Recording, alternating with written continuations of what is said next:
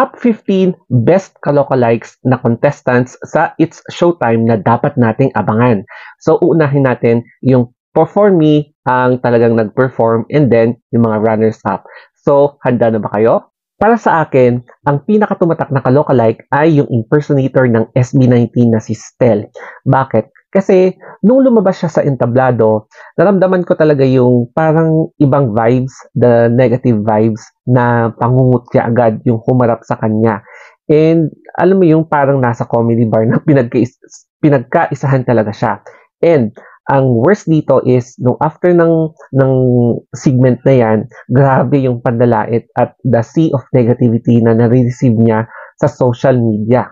And then, para sa akin din, yung runner-up ay si Steph Curry, yung impersonator ni Steph Curry na basketballista. Iba naman sa kanya, the opposite one. Kasi nung paglabas niya sa entablado, positive yung binigay niya. And yung kanyang personality, napaka-jolly. Kaya, nakuha din niya yung attention ng isang page na kung saan dapat daw patahimikin siya kasi pinapatawa talaga niya kung sino man yung admin ng page na yan. Kaya, nakaka-good vibes. Pati rin yung kasama ng isang basketballista na impersonator ni LeBron James. Kuhang-kuha niya kasi yung beard, yung makapal na beard. I'm not sure kung correct yung beard ha, correct me if I'm wrong. And then yung headband, tapos alam mo yun, yung uniform pa niya. And kung mapapansin mo, parang meron siyang halong lahi. I think, if I'm not mistaken, Filipino-American o kaya foreigner na black na nasa Pilipinas, ganyan. So, siya din ang nakaka-good vibes at pumukaw ng atensyon ng mga international basketball na fans din. At ang susunod na runner-up ay yung impersonator ni McCoy De Leon. Kasi kung mapapansin mo kasi kay McCoy, kuhang-kuha niya yung smile ni McCoy na patwitams, yung pa-cute kineme. And then, pati yung squinty eyes ni McCoy De Leon, kuhang-kuha niya. Kaya, good vibes din nung yung binigay ng impersonator na ito nung lumabas siya sa entablado. Kaya, ang daming natuwa at ang daming nakulitan sa kanya nung lumabas siya at ini-impersonate niya si McCoy De Leon. Ang next runner-up para sa akin ay yung impersonator or kalokalike ni Carlos Yulo. So, kitang-kita nyo nga naman yung resemblance din, no? Lalo kapag mag-smile siya, yung eyes, the hairstyle, and then yung kanyang physique, tapos yung height niya. And I am very sure may nagsasabi sa kanya na kamukha niya si Carlos Yulo. Pero wait lang yung kalokalike ang pinag-uusapan natin dito, hindi yung family drama. And yes, since trending yun si Carlos Yulo, this is the best time for this impersonator to highlight yung kanyang resemblance. At pati na rin yung impersonator ng kalokalike na si Chloe San Jose. O, di ba? With all that blonde hair na goldie, o, di ba? Tapos, chinita din siya. And bilog yung face. Ayan. Tapos, syempre, kumanta siya sa entablado. Pina-highlight din niya na may talent din siya. Hindi lang si Chloe. And, syempre, ang pinag-uusapan natin dito, yung kalokalike hindi yung family affairs. Meron ding kalokalike na naging impersonator ni Billy Crawford.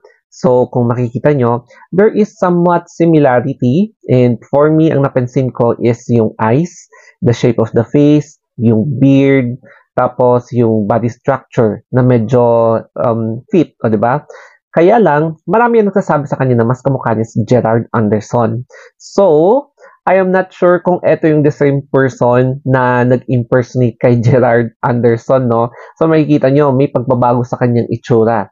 Yung kanyang hair, inalis niya yung cap niya, tapos yung eyes, yung kanyang beard din, yung bigote, mga ganyan.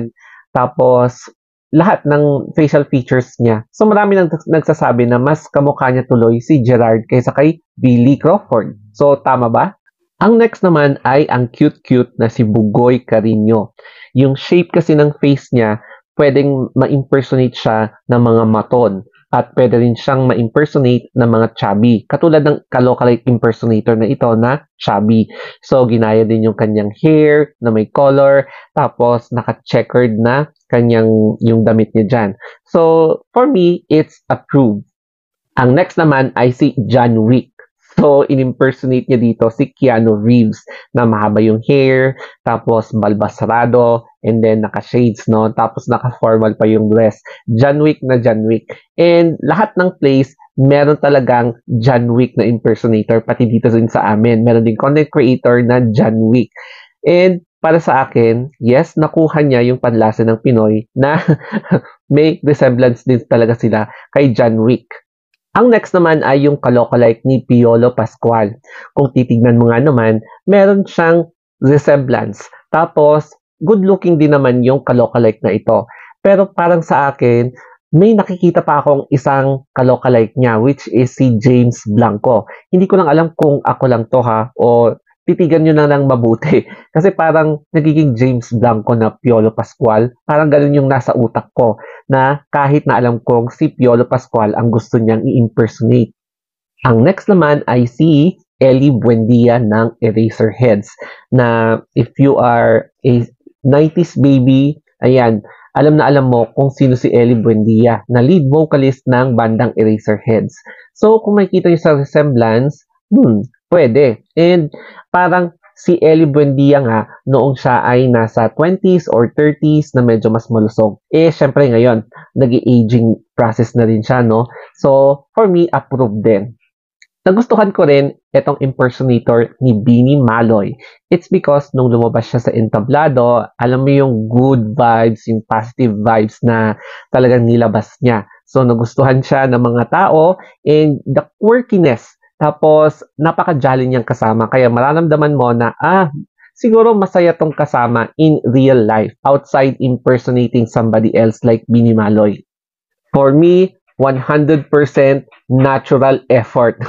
Kasi nga, di ba, I think hindi niya sinadyang magpatato sa neck. Talagang meron na rin talaga siyang tattoo sa neck, no, before siya sumali. And then, yung suot niya, yung lahat ng kanyang mga burloloy, tugmang-tugma talaga sa kung ano yung makikita mo kay Skustali. So, I believe, mahilig din to sa mga rap music. So, naisipan din niya siguro na i-impersonate si Skustali kasi nga, di ba, you can also see the resemblance tsaka yung interest niya sa rapping. And ang last naman natin dito ay ang impersonator ni Ruru Madrid. So, para sa akin, yes, pwede.